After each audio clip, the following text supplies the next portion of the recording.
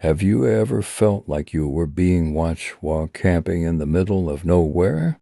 Tonight, we dive into chilling stories of camping trips gone wrong where the darkness hides more than just wild animals. Some of these stories are legends passed down through generations, while others are real encounters that will make you think twice before spending a night in the woods. So turn off the lights, put on your headphones, and get ready for a night of terror.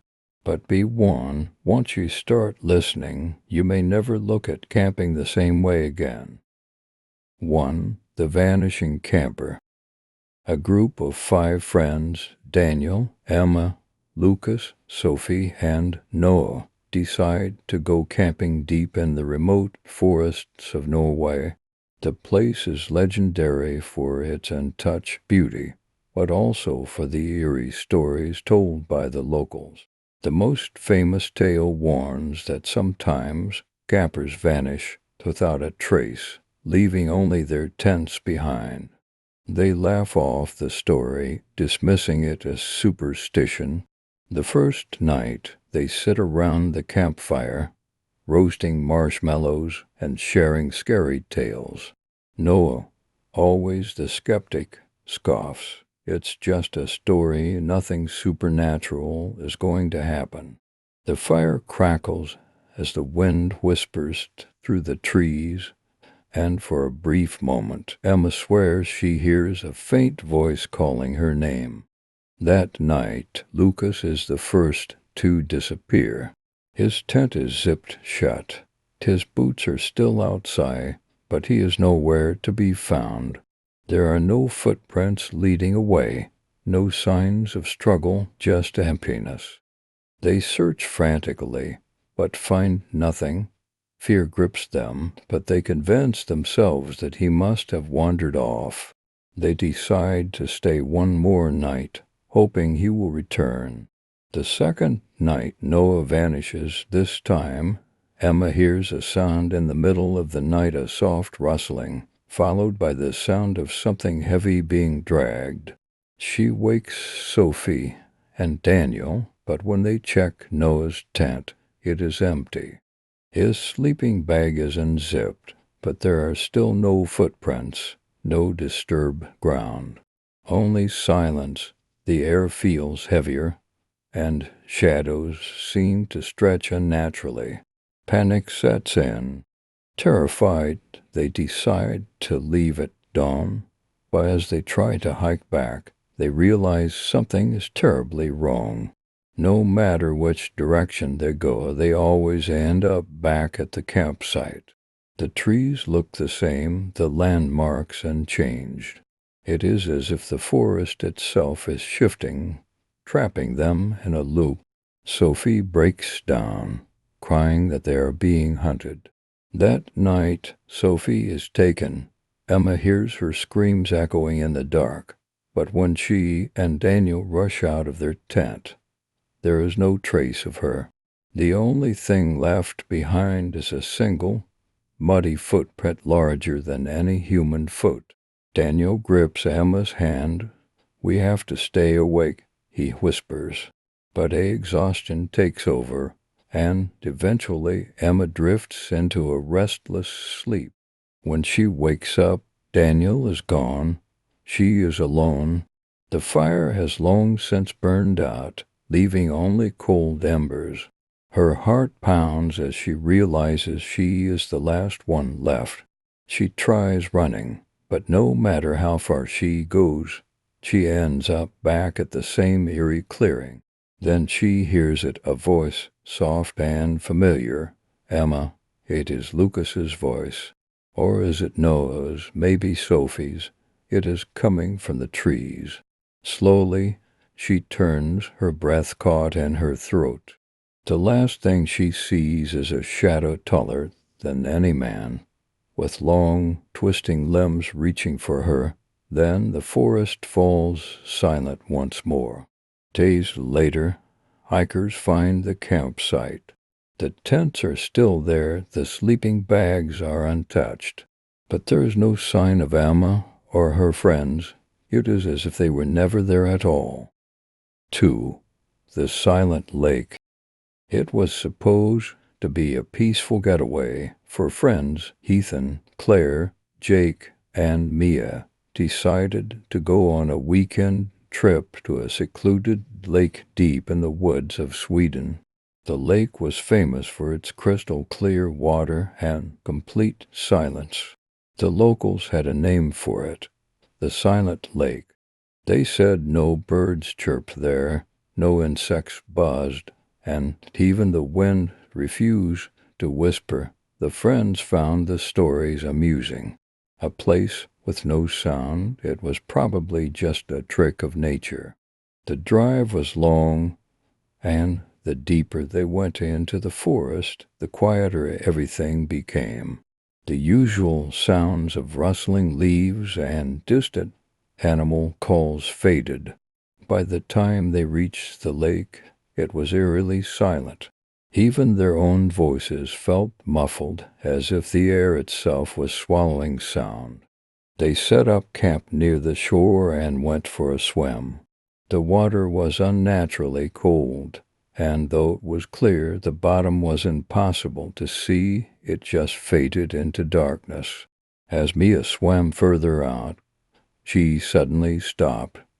Her eyes widened in horror.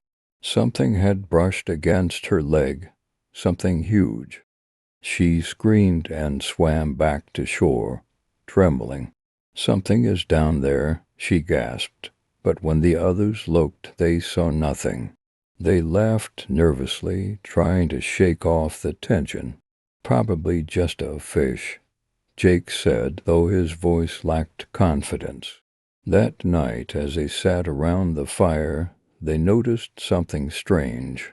The silence wasn't just a lack of sound, it was oppressive, unnatural. No wind, no crackling firewood, no footsteps.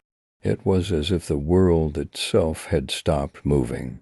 And then, around midnight, the first voice came. "Help me." It was distant, distorted, like a whisper carried across the water. They turned toward the lake. The surface was still untouched. Then they saw it, a single hand rising from the water, pale and motionless. Mia screamed, and the hand slowly sank back into the depths. The group grabbed their flashlights, shining them toward the lake. There was nothing, no ripples, no disturbance, just endless silence. "We need to leave," Claire whispered. But when they turned to their tents, something was wrong. Their footprints were gone. The ground, once disturbed by their movements, was smooth, untouched, as if they had never been there. Panic took hold of them. They grabbed their belongings and ran toward the car. But no matter how far they ran, the lake was always ahead of them. The trees didn't change. The stars above remained frozen. They were trapped. The last thing Mia saw before darkness swallowed her was her own reflection in the water, except it wasn't copying her movements. It was smiling. Days later, hikers found their abandoned campsite. Everything was untouched, the tents, the firewood, even their shoes. But the lake remained silent, and no one ever found the four friends again. 3. The abandoned camp. Nathan, Olivia, Mark, and Sarah were looking for adventure. They planned a weekend camping trip deep in the Romanian mountains, far from civilization. It was supposed to be a fun, challenging experience, just them and the wilderness. But when they arrived at the spot they had chosen, they discovered something strange. There were already tents there, 5 of them, arranged in a perfect circle. "Maybe some hikers got here before us," Olivia suggested, but something felt wrong. The tents looked weathered, as if they had been sitting there for weeks. Yet there were no signs of people, no campfire, no belongings, No footprints, just the silent, abandoned camp. Curiosity got the best of them. Nathan unzipped one of the tents and peeked inside. His stomach turned. Inside, there were sleeping bags, but they weren't empty. They were filled with clothes, shaped like people had simply vanished from inside them. Mark laughed nervously. Maybe they left in a hurry? But his voice wavered. Who would leave their tents, sleeping bags, and supplies behind without taking anything? Night fell, and the group decided to stay. It's just an old campsite, Sarah reassured them. But as they sat around their fire, something felt off. The forest was too quiet, no wind, no rustling leaves. And then, around midnight, they heard it, a zipper. One of the abandoned tents had been unzipped from the inside. Nathan grabbed his flashlight and shone it at the tents.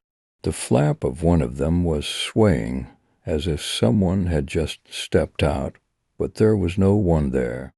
Olivia whispered, "We should leave," but then the whispers started, low, unintelligible voices coming from inside the empty tents. Mark lost it. He ran for the car, and the others followed. As they sped away, Sarah glanced back. The tents were exactly as they had been before, silent, motionless, but now there were figures standing next to them, watching. They never spoke about that night again, but sometimes, in the silence of her room, Sarah swore she could still hear that soft, slow sound of a tent zipper being pulled open. For the knocking at midnight. Jason, Mia, and Alex decided to go on a weekend camping trip in the Blackwood Forest, a remote area known for its dense trees and eerie silence at night. The locals had warned them not to camp there. Strange things happened after midnight, an old man at the gas station had told them. They laughed it off.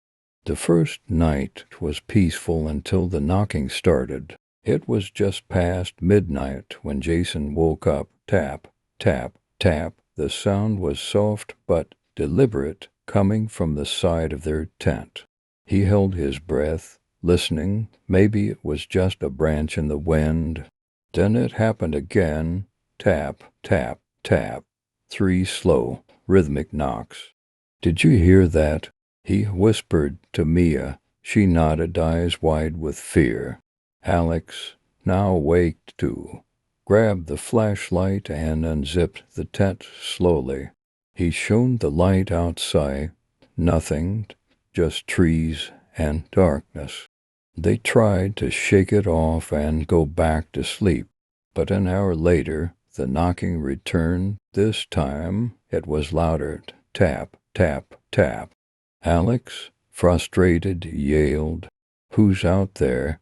Silence, then a whisper, "Let me in." Jason's blood ran cold.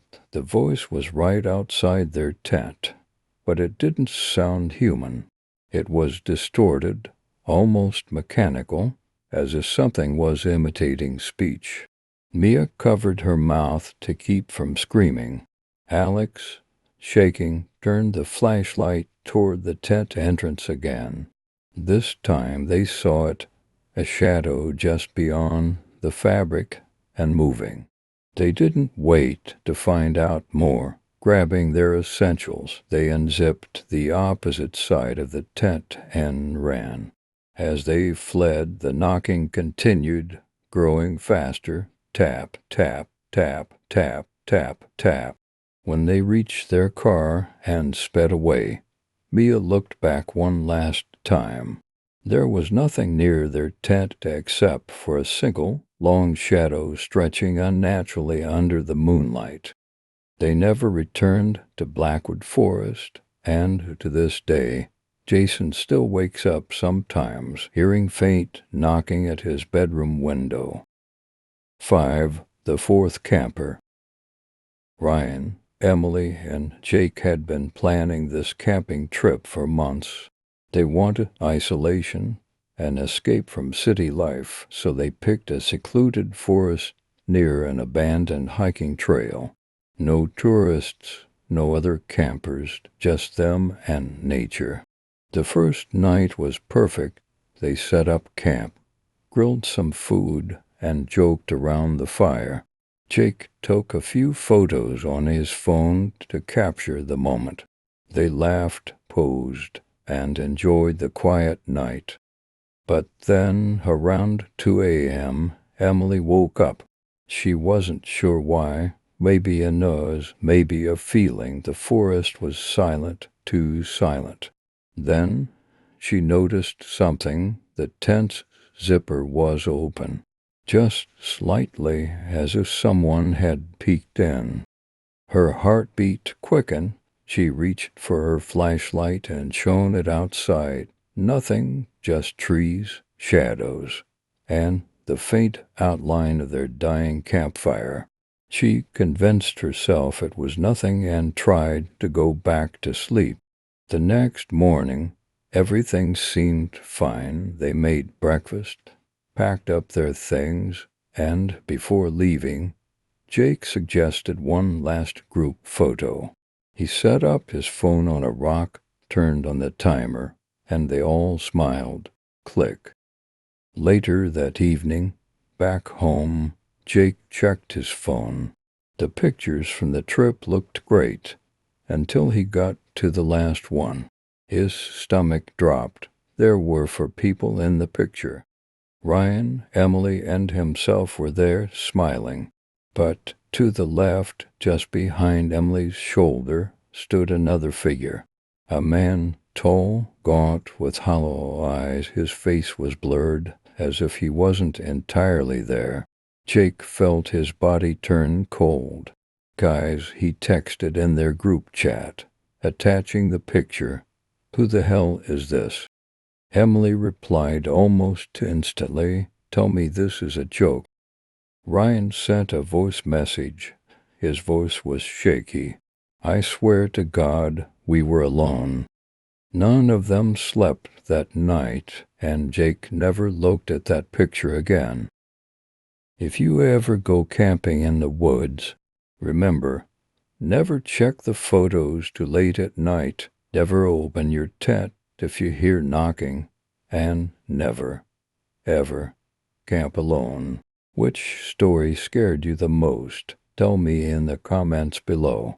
And if you love horror stories, don't forget to like, subscribe, and turn on notifications for more terrifying content. Sweet dreams if you can sleep tonight.